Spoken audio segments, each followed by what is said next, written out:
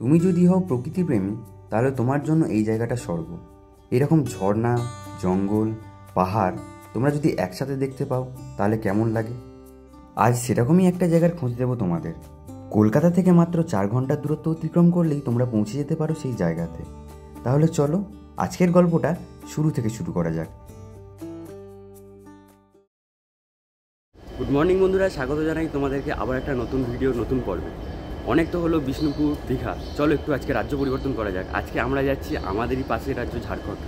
আমার ট্রেন আছে সকালবেলা ব্ল্যাক ডায়মন্ড এক্সপ্রেস হাওড়া থেকে। আমি আছি এখন দাঁড়িয়ে সাঁতরাগাছিতে। আমাদের লোকাল ট্রেনও ঢুকছে, চলো আর দেরি করবো না, তাড়াতাড়ি হাওড়া পৌঁছে যাই।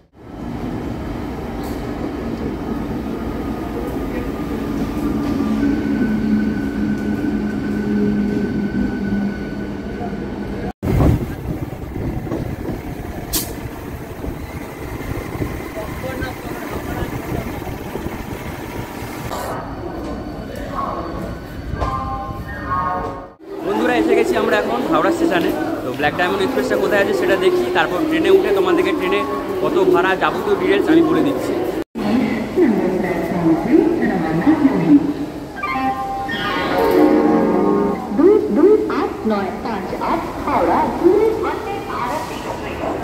বন্ধুরা আমরা সকালবেলা তাড়াতাড়ি চলে এসেছি, আর এই হচ্ছে আমাদের সামনে দাঁড়িয়ে আছে কিং বন্দে ভারত। তো এটা যাচ্ছে আজকে আমাদের এনজিপি। তো আমাদের ট্রেন এখনও অ্যানাউন্স করেনি, তোমাদেরকে এটা দেখাচ্ছি। আমাদের ট্রেন অ্যানাউন্স করুক, আমাদের যে ব্ল্যাক ডায়মন্ড এক্সপ্রেস সেটাও তোমাদেরকে দেখাবো।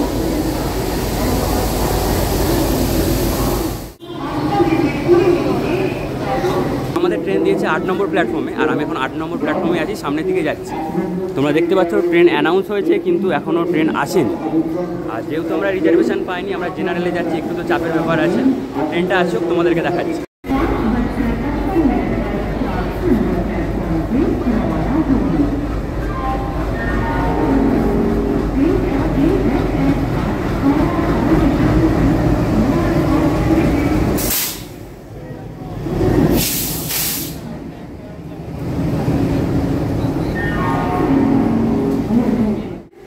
দিয়ে দিয়েছে 8 নম্বর প্ল্যাটফর্মে, তোমরা দেখতে পাচ্ছ এই হচ্ছে আমাদের ট্রেন। আর তোমাদেরকে ভাড়াটা বলে দিই, যারা জেনারেলে যাবে তাদের জন্য 115 টাকা করে, আর যারা সেকেন্ড সিটিংয়ে যাবে তাদের জন্য 130 টাকা করে। আর যারা ব্ল্যাক ডায়মন্ডে যেতে পারবে না, অন্য ট্রেনের কথা ভাবছো, তাদের জন্য আমি যাবতীয় ট্রেন হাওড়া থেকে যেগুলো ধানবাদ যাচ্ছে সেগুলোর ডিটেলস আমি এখানে দিয়ে দেবো, তোমরা দেখে নেবে। আর ট্রেনের ভিতরে পরিস্থিতি, সিটিং অ্যারেঞ্জমেন্ট আমি এখনই দেখাচ্ছি, যেহেতু এখন ট্রেনের ভিতরে পুরো অন্ধকার। লাইট জ্বললে আমি তোমাদেরকে সেটাও দেখিয়ে দেবো। বন্ধুরা এটা হচ্ছে সেকেন্ড সিটিং যেটা আছে, তার সিটিং অ্যারেঞ্জমেন্ট। এই পাশে 4 জন করে, এই পাশে 1 জন করে, তোমরা দেখতে পাচ্ছ। এখানে 4 জন বসতে পারবে, আর এই পাশে যেটা থাকে সেকেন্ড সিটিংয়ে সেটা হচ্ছে 2 জন করে। এটা হচ্ছে সেকেন্ড সিটিংয়ে তোমাদেরকে দেখালাম, আর জেনারেলেরটাও আমি তোমাদেরকে দেখিয়ে দিচ্ছি। আর এখন তোমাদেরকে যেটা দেখাচ্ছি এটা হচ্ছে জেনারেলের সিটিং অ্যারেঞ্জমেন্ট। এ পাশে 4 জন, এ পাশে 4 জন।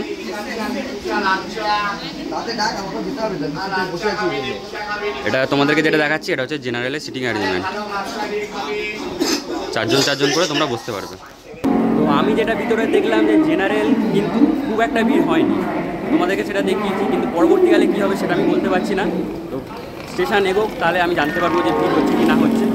আর এই হচ্ছে এখন পরিস্থিতি, অতটাও ভিড় হয়নি, তোমাদেরকে দেখিয়ে দিই একবার। জেনারেল হলেও এখনও কিন্তু ভিড় নেই, ট্রেন ছাড়ার সময় হয়ে গেছে কিন্তু ভিড় এখনও হয়নি। তবে যদি স্টেশনে যাওয়ার পর যদি আরও ভিড় হয় তাহলে সেটাও তোমাদেরকে আমি আপডেট দিয়ে দেবো। বন্ধুরা ঘড়িতে বাজে এখন 6টা 18। আমাদের ট্রেনের টাইম ছিল 6টা 15, এখন 3 মিনিট লেট করে আমাদের ট্রেন হাওড়া জংশন থেকে ছেড়ে দিয়েছে। আর এই এক্সপ্রেসের প্রথম হল্ট আছে শেওড়াফুলি।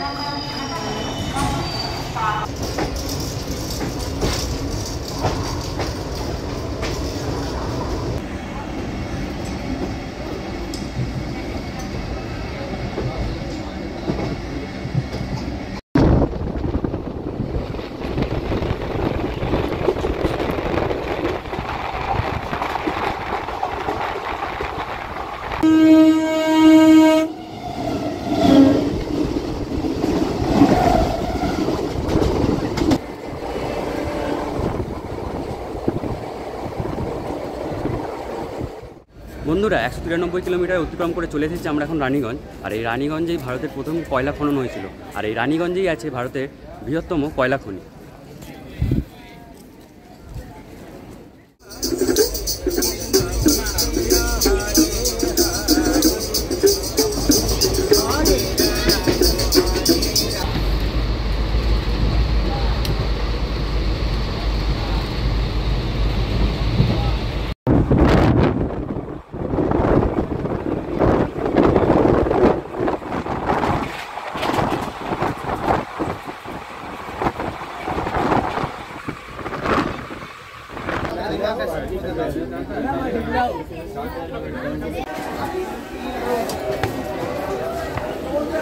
বন্ধুরা ফাইনালি আমরা পৌঁছে গেছি ধানবাদ স্টেশনে। তো ট্রেন আমাদের বিফোর টাইমে ঢুকিয়ে দিয়েছে। তো এখান থেকে আমরা বাইরে বেরোবো, তারপর ওখান থেকে গাড়ি বা অটো কোনো কিছু বুক করে আমরা এখানে যে সাইট সিনগুলো আছে সেগুলো করবো এবং তোমাদের সাথেও শেয়ার করবো। তো চলো বেশি দেরি করবো না, তাড়াতাড়ি স্টেশনে বাইরে চলে যাই। এই হচ্ছে আমাদের ফুটওভার ব্রিজ, এখান দিয়েই আমাদেরকে যেতে হবে।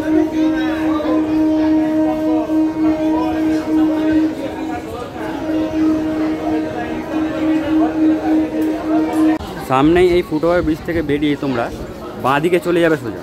বাঁ দিকে বেরোলেই তোমরা এই যে স্টেশন আছে ধানবাদ স্টেশনের বাইরে চলে যেতে পারবে। আর এই স্টেশনের বাইরেই তোমরা যাবতীয় এখানকার যে সাইট সিন করার যে গাড়িগুলো তোমরা বুক করবে, 4 হুইলার থেকে শুরু করে টোটো অটো যা আছে, তো এখান থেকে তোমরা পাবে।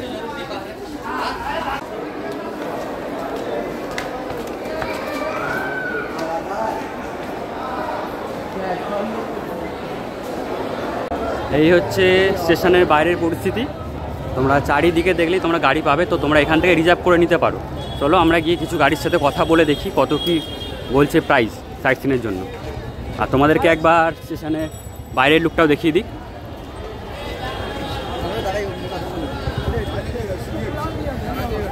আজকে আমরা এই গাড়িটা বুক করলাম, তো এইটার কত প্রাইস আছে তোমাদেরকে পরে আমি জানিয়ে দেবো। আর দাদার নাম্বার যেটা আছে আমি সেটাও দিয়ে দেবো। তো এইটা করে আজকে যে সাইট সিনগুলো আছে সেগুলো আমরা করবো।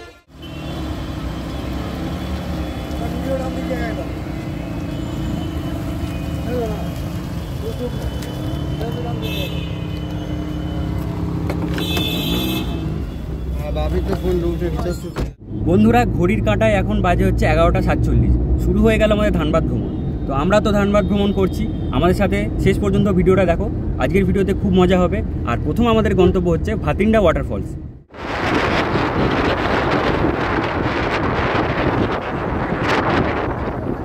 ভাতিন্ডা ওয়াটারফলস যাচ্ছিলাম, তোমাদেরকে বলেছিলাম, কিন্তু যেতে যেতে রাস্তায় এমন একটা দৃশ্য দেখলাম যেখানে আমাদেরকে দাঁড়াতে বাধ্য করলো। তাই আমরা এখানে দাঁড়িয়ে তোমাদেরকে দেখাচ্ছি একটা জিনিস, তোমরা শুধু দেখো।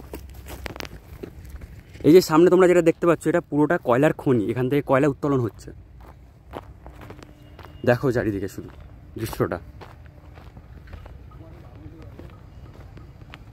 দেখতে পাচ্ছ দৃশ্যটা। এটা পুরোটা তোমরা যেটা দেখছো এই পুরোটাই হচ্ছে কয়লার খনি। সেখানে হচ্ছে কয়লা উত্তোলন হচ্ছে। দেখতে পাচ্ছ কি তোমরা, আমি ঠিক বুঝতে পারছি না। তো চলো আরও সামনের দিকে যাওয়ার আমি চেষ্টা করছি।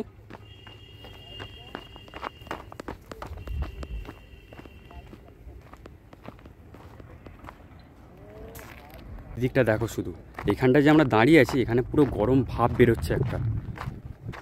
তোমাদেরকে দেখালে তোমরা হয়তো বুঝতে পারবে। অবস্থাটা দেখো শুধু, এর নিচে পুরো একদম গরম। এখানে যে দাঁড়িয়ে আছি এখানে পুরো গরম ভাব উঠছে একটা, মাটির নিচে থেকে ধোঁয়া বেরোচ্ছে দেখো শুধু। প্রচুর পরিমাণে গরম এখানে। আর আমি বুঝতে পারছি না তোমরা বুঝতে পারছো নাকি ক্যামেরায়। তো ওখানে পুরো ভাব দেখা যাচ্ছে, যেমন লু বইলে যেমন দেখা যায় সেম ওরকম দেখা যাচ্ছে। আর ওইদিকে পুরো ধোঁয়া। দেখো এই দিকে তোমরা ভালো করে বুঝতে পারো। দেখো কয়লার খনি দেখার পর আমরা আবার রওনা দিয়ে দিয়েছি ভাতিন্ডা ওয়াটারফলসের দিকে।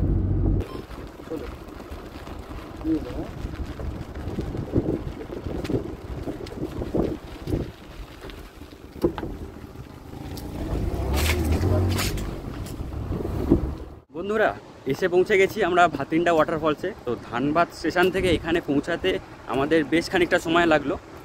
প্রায় 18 কিলোমিটার রাস্তা আমরা অতিক্রম করে এলাম। আর আমার সামনেই রয়েছে এখন সেই ভাতিন্ডা ওয়াটারফলস। এই হচ্ছে সেই ভাতিন্ডা ওয়াটারফলস। শুধু দেখো দৃশ্য, দেখো দৃশ্য।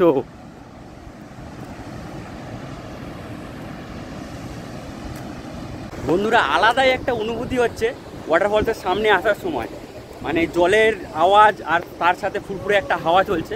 আমি নামছি এখন নিচে, তোমাদেরকে দেখাবো। দেখতে পাচ্ছ আমার পিছনেই পুরো ভাতিন্ডা ওয়াটারফল, জলরাশি ভর্তি, জলের আওয়াজ সাথে মনোরম হাওয়া। দেখো শুধু দেখো কত জল, দারুণ লাগছে, দারুণ বন্ধুরা, দারুণ, পুরো আলাদাই।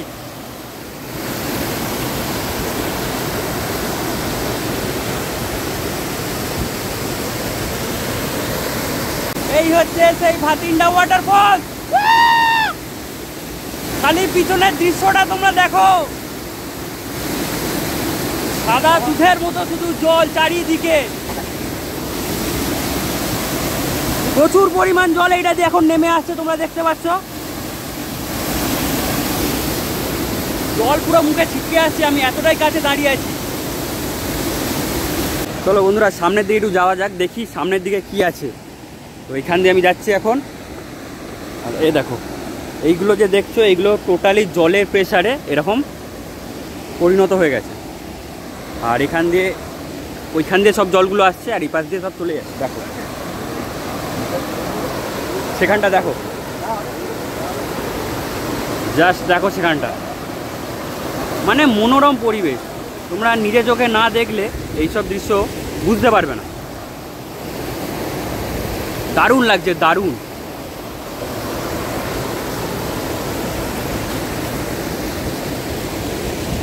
তোমরাও দেখো, তোমরা উপভোগ করো। তোমাদের যদি ভালো লাগে একটা লাইক ভিডিওকে করে দিও, তাহলে আমি এরকম ভিডিও তোমাদের জন্য আরও নতুন নতুন নিয়ে আসার চেষ্টা করব।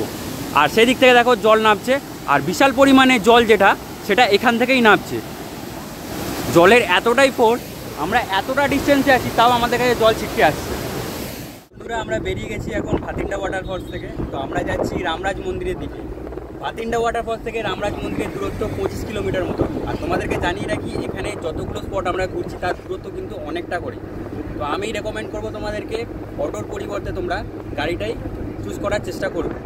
আর আমরা এগিয়ে চলেছি, ডাইরেক্ট তোমাদের সাথে গিয়ে দেখা হচ্ছে রামরাজ মন্দির। আর এখানে লোকাল ভাষায় তাকে রাম মন্দিরও বলে।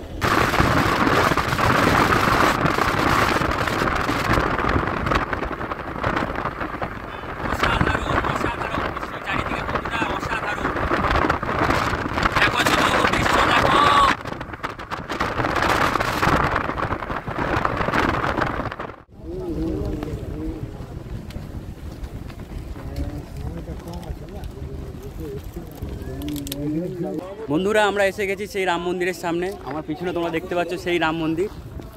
আর দেখো ফ্ল্যাগটা হাওয়াতে কত সুন্দর উঠছে। তো চলো ভিতর থেকে এন্ট্রি করে তোমাদেরকে দেখিয়ে নিয়ে আসি একবার। গেটের সামনে প্রায় পৌঁছে গেছি, সামনেই গেট। তো এখানে আমরা ঢুকবো, তো তোমাদেরকে দেখাবো ভিতরের দৃশ্যটা পুরো। আর এখানে জুতো খুলতে হবে, তো চলো আগে জুতোটা খুলে নিয়ে যাক, তারপর ভিতরে ঢোকা যাবে। আর এখানে একটা সুন্দর খুব জিনিস আছে, তোমাদেরকে দেখায়। এখানে জল দেওয়া আছে, ঠিক আছে। তো এখানে তোমরা জলে পাটা ধুয়ে নিয়ে এই কার্পেট বেছানো আছে, এটা দিয়েই যাবে। আর জাস্ট দেখো ভিতরের সৌন্দর্যটা, প্রচুর মানুষ এসেছে এই মন্দির দেখার জন্য। আর এই হচ্ছে মন্দিরের ভিতরের দৃশ্য। চলো সামনের দিকে এগিয়ে যাওয়া যাক।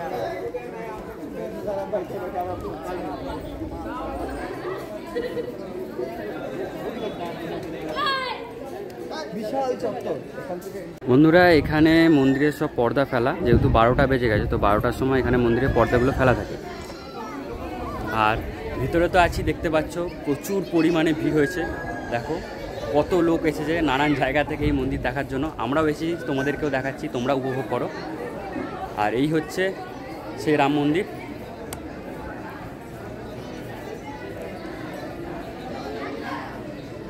খুবই সুন্দর, দারুণ কাজ। বেশিরভাগ জায়গাটাই পুরো মার্বেল পাথর দিয়ে করা আছে এই মন্দিরটাতে। তোমরা দেখতে পাচ্ছ চারিদিকে সাদা মার্বেল পাথর। আর সবথেকে যেটা বেশি ভালো লাগছে, এখানে মন্দির আর সেপাশে পতাকাটা খুব সুন্দরভাবে হাওয়াতে উঠছে।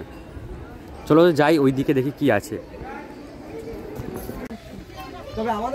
আর এখানে দেখতে পাচ্ছি যে বোটিংয়ের ব্যবস্থাও আছে, কিন্তু বোটিংয়ের ব্যবস্থা আছে, মানে বোট তো রাখা আছে, তা আমার তো মনে হচ্ছে না এই বোট যায় বলে। ওখানেও একটা আছে, এখানেও একটা আছে, তো কাউকে আমি দেখতে পাচ্ছি না যে তাকে জিজ্ঞাসা করবো। হ্যাঁ, আর তোমরা ওই দিকে গেলে দেখতে পাবে ওখানে বোটিংয়ের ব্যবস্থাটা আছে, তোমরা এখানে বোটিংও করে নিতে পারো।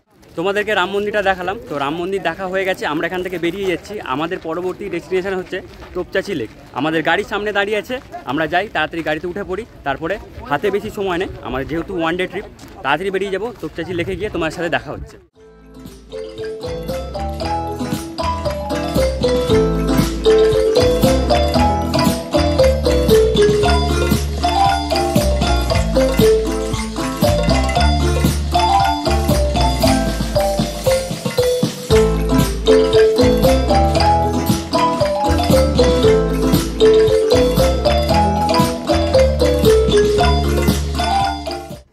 তোপচাঁচি লেক যাওয়ার পথে আমরা দেখতে পেলাম গোমো স্টেশন। এই গোমো স্টেশন থেকেই নেতাজি অন্তর্ধান হয়েছিলেন, আর সেই গোমো স্টেশন এখন ঠিক আমার সামনে তোমরা দেখতে পাচ্ছ। এটা হচ্ছে গোমো স্টেশন। আচ্ছা, এই যে এখান থেকে 200 মিটার আগে গোমো স্টেশন, এখান থেকে নেতাজি নিখোঁজ হয়েছিলেন। একদম সূর্যের অপোজিটে আমরা রয়েছি, ওই যে স্টেশন দেখা যাচ্ছে। বন্ধুরা, তোপচাঁচি লেকে ঢোকার আগে আমরা দেখতে পেয়ে গেছি মহানায়ক উত্তম কুমারের বাড়ি, এখানেই তিনি থাকতেন। চলো তোমাদেরকে তার বাড়ি থেকে একবার ঘুরিয়ে নিয়ে আসি। এখান দিয়ে গেট আছে, তো এখান দিয়ে তোমরা ঢুকবে, আর এই হচ্ছে সেই বাড়ি, এখানেই তিনি থাকতেন। আমরা তো এই গেটটা দিয়ে ঢুকলাম, তোমাদেরকে দেখালাম, আর ওই দিকেও আর একটা গেট আছে, তো ওখান দিয়েও ঢোকা যায়। আর বাড়িটা গুড কন্ডিশনেই আছে এখনও পর্যন্ত, রং ফং করেছে, হয়তো মেরামত করেছে। চলো সামনের দিকে যাই, তোমাদেরকে দেখাই যে বাড়ির ভিতরে যদি কিছু থাকে তার ব্যবহৃত জিনিস, তো সেগুলো তোমরা দেখতে পারবে। তো চলো গিয়ে দেখিয়ে আনি তোমাদেরকে।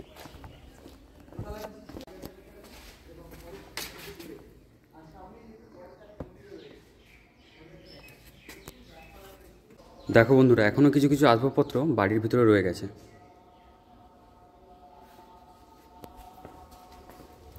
আর এই দিকের গেটটা বন্ধ, এখানে কিছু দেখা যাবে।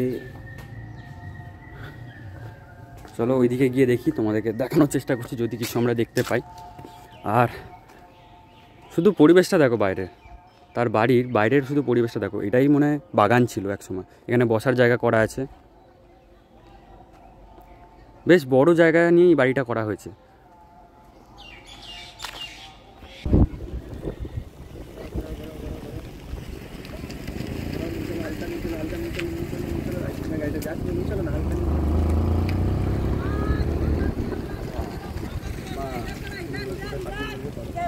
বন্ধুরা, আমরা এখন এসে গেছি তোপচাঁচি লেকের সামনে। দেখতে পাচ্ছ তোমরা আমার পিছনেই তোপচাঁচি লেক, অসাধারণ অপূর্ব সৌন্দর্য, মানে মুখে ওটা বলা যায় না। তো চলো তোমাদেরকে সামনের দিক থেকে আরেকটু ঘুরিয়ে নিয়ে আসি। এখন সামনের দিকে আমরা এগিয়ে যাচ্ছি, এই পাশে ওখানে মনে হয় একটা বাঁধ আছে, আর এইদিকে দেখো লেকের সৌন্দর্যটা শুধু দেখো তোমরা। পাহাড়ের মধ্যিখানে একটা সুন্দর জলরাশি, আর সেই দূরে দেখা যাচ্ছে পরেশনাথ পাহাড়, ওখানেই তোমরা ট্রেক করতে যেতে পারো। চারিদিকে শুধু অপূর্ব সৌন্দর্যটা একবার দেখো তোমরা, উপভোগ করো শুধু। দারুণ দারুণ, শব্দ দিয়ে ব্যাখ্যা করা এটা যায় না। তো তোমরা একবার এখান থেকে ঘুরে যাও, তাহলে তোমরাও বুঝতে পারবে।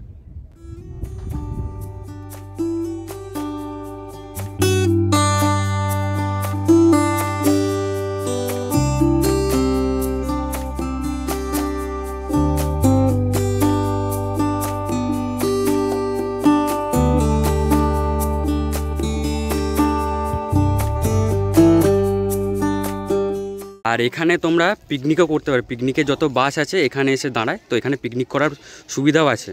আর এখানে হচ্ছে পার্কিং, তোমরা এখানে পার্কিং করতে পারবে। আর তোমাদেরকে বলে রাখি, তোপচাঁচি লেকে ঢোকার জন্য পার্কিং চার্জ আমাদের 100 টাকা করে দিতে হয়েছিল। তো ওটা যারা গাড়ি নিয়ে আসছো, মানে 4 চাকা যারা নিয়ে আসছো, তাদের জন্য পার্কিং চার্জ 100 টাকা করে লাগবে। আর ওইদিকে তোমরা এসে বাস নিয়ে এসে পিকনিকও করতে পারবে। আর দেখতে পাচ্ছ তোমরা এখন ওখানে পিকনিক হচ্ছে। আর এই দিকে গেলেই তোমরা ডাইরেক্ট লেক দেখতে পাবে। তোমাদেরকে তোপচাঁচি লেক দেখিয়ে দিলাম। তো আমাদের 1 ডে ট্রিপ প্রায় এখানে শেষ, আমরা এখন স্টেশনে যাব। চলো এখান থেকে বেরিয়ে পড়ি, তারপর তোমাদের সাথে গিয়ে স্টেশনে ডাইরেক্ট কথা হচ্ছে।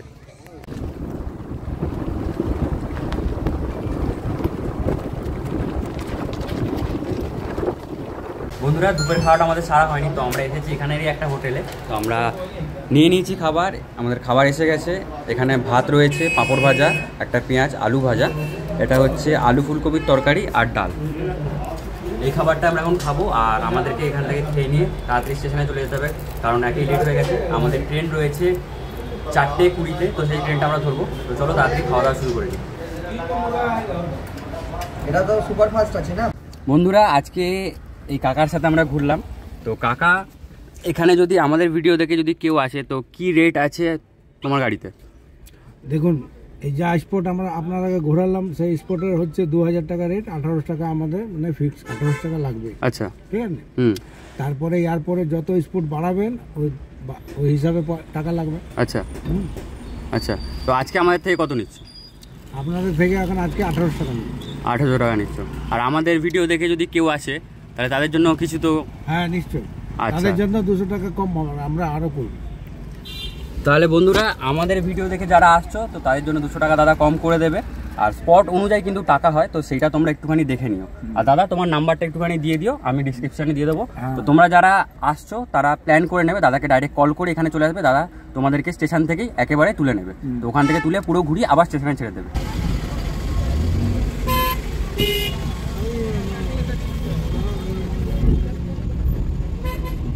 বন্ধুরা, আমরা এসে গেছি ধানবাদ স্টেশনে আবার। তো আজকের ভিডিওটা আমরা এখানেই শেষ করছি। যদি তোমাদের আজকে ধানবাদের পর্বটা ভালো লাগে, তাহলে লাইক, কমেন্ট, শেয়ার, সাবস্ক্রাইব করে দিও। তাহলে আমি আবার তোমার জন্য আরও নতুন নতুন ভিডিও নিয়ে আসবো। তো চলো, আর বেশি কথা বাড়াবো না, ভিডিওটা অনেক লং হয়ে গেছে। তোমার সাথে দেখা হচ্ছে আবার পরের ভিডিওতে।